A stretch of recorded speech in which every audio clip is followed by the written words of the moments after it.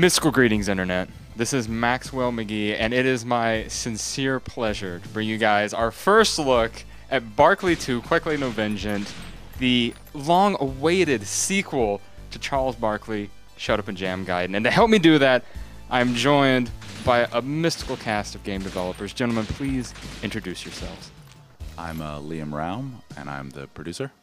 I'm Eric Shoemaker. I'm the bad boy. And I'm Brian Raum. I'm the good boy. Brian's also going to be driving this demo, so we probably won't hear much out of him. But let's go ahead. Obviously, people who are familiar with the previous Barkley game will recognize that this game looks a little different and plays a little different as well. Yeah, it's obviously the first one was a JRPG, and this guy is now a top-down shooter action RPG. Was that sort of an idea that you guys always had from the beginning, or did you see it as being like an ongoing RPG series? Like, what prompted this change? This has pretty much been the idea from the get-go. I mean, back in 2006, when we were sort of like brainstorming Barkley, we sort of came up with this game at the same time, and they're sort of like the continuation of the same game to us. So let's go ahead and set up the area that we're seeing now. Is this sort of like something both players will find in sort of the beginning of the game? Yeah, these are the sewers of Tir na Nog, and the player has to traverse this place in order to escape from Tir na Nog. What he's doing right now, we're fighting a couple brain aliens who don't actually appear until later on in the game. This is a pre-alpha, so. Yes, maybe you guys have like cut together a couple of bits from other parts of the game and stuck them all together. And we are, ooh, okay, there we go, managing to narrowly escape death. Yeah, so well, we definitely want the game to be difficult, as you have seen there, but not necessarily as messy. So there's going to be a little more thematic similarity to all the monsters that you see in any one given time. And buy a new gun. And now we're also getting to check out sort of this hub overworld.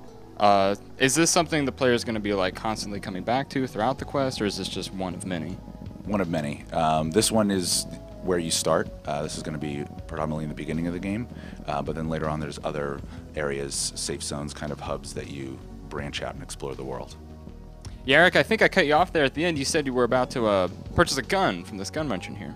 Yeah, guns are actually contraband in Tir na Nog. So this is like a wandering gun salesman who just travels around hiding from the cops. And as you travel around and do things in the game, time passes and he hides in different places to escape from him.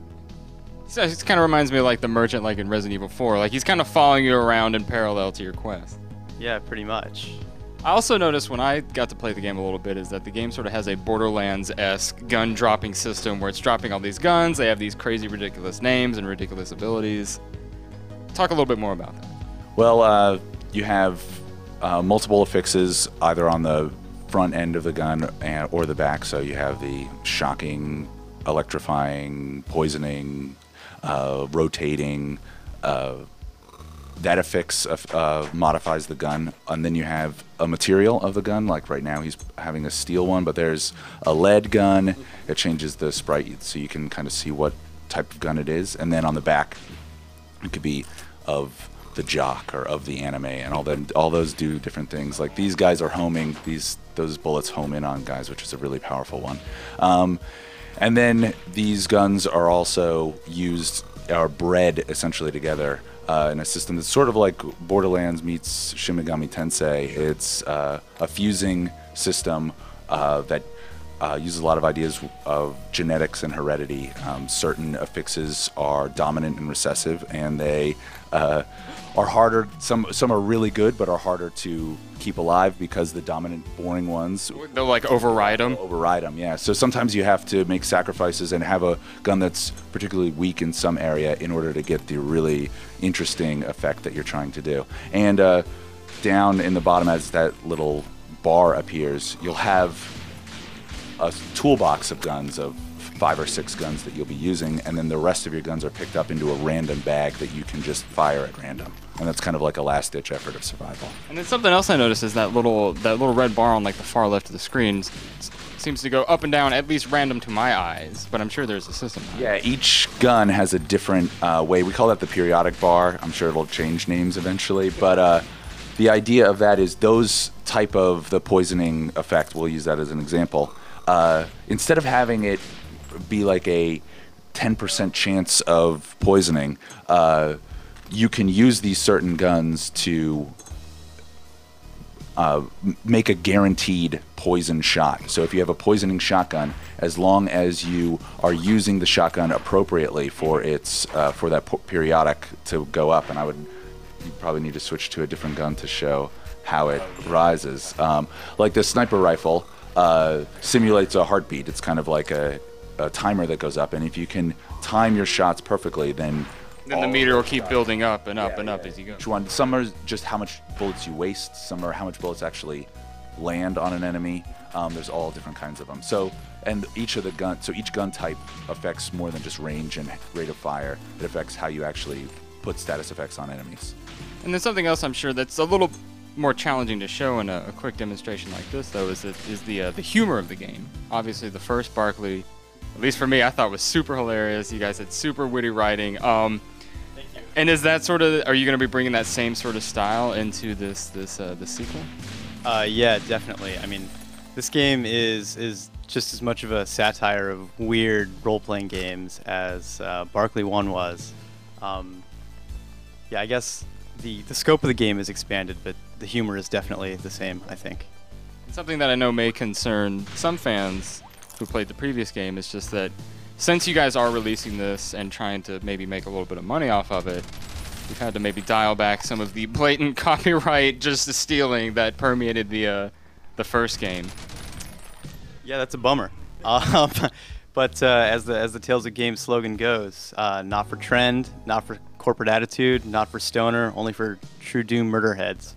So we're not corporate at all. We're getting as close to breaking the rules as we possibly can without breaking them. Yeah, I remember I saw in the Kickstarter that you guys put together that there was actually a prize tier to actually license the Space Jam soundtrack. But sadly, you guys did really well in your Kickstarter campaign, you didn't quite make that goal. But talk a little bit about the other. You guys managed to hit some pretty outrageous stretch goals. Yeah, we originally asked for $35,000, and that was not to make the game that we're making now. A much more limited idea. The kind of ideas would be the same, but just the scope would never be made for 35. And as it started to get more and more ridiculous, we had no stretch goals in mind. We didn't think that we would ever get to 35 so quickly, and so we just started making stuff up. And we Brain City, or Nightmare City is what we called it originally, was one that was just essentially doubling the size of the game, and that one was an easy one. But some of the other ones were just odd, and then we threw a Super Bowl commercial at the end to try and get, which we turned out $1.2 million only gets you like 6 seconds. We thought it would be like a minute-long commercial. Now it's like 6 seconds, which would have been great to just have the Tales of Games logo on for 6 seconds. So on the topic of the Kickstarter campaign, there was like a pretty long stretch of time between when the first Barkley game came out and when you guys started the Kickstarter for the second game. Like, did you ever think that you would be coming back to make a sequel? Or basically what I'm asking is, like, how did this come about? Why did you guys decide that now should be the time to bring back the legend of Hoops Barkley? Well, first off, that's quite an assumption. Hoops Barkley. This is X114 Jam 9. Oh, that's true. That's true. Don't want to give anything away here. Yeah, he's an amnesiac. He may or may not be Hoops Barkley. First off, like the idea. Oh, good. It's right there. This is called a cut. Wait, yeah, no. When he goes into it. Okay, now start your answer. What was the question? The question was, why was now? Oh yeah, I'm sorry. So first off, we developed a lot of skills in the 5 years. I never stopped working on games. I've worked on about like 15 or 20 other games in the meantime. The other thing is that we really developed our ideas for the game in that time.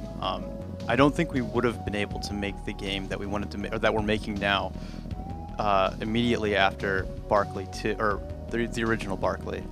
So yeah, I mean, I think that's a big part of it. The other part is that we unfortunately have lives now. Back when we made Barkley, we were like kids and like we were living in our parents' basement. Unfortunately, that's like the circumstance for us now. But like this money allows us to live in our parents' basements and make this game. So. All right, team. Well, as we prepare to go out in a magnificent blaze of glory. Can you remind the listeners at home maybe when you guys are thinking about a release date and on what platforms? Well, it's going to be, the platforms will be PC, Mac, and Linux. That was one of the stretch goals, was a Linux and a Mac. When we release is definitely not going to be in 2013 as we originally said in our Kickstarter because the game got huge, but probably sometime in 2014. Oh, and there he goes. 2014, late 2014. And the post-cyber apocalypse rages on.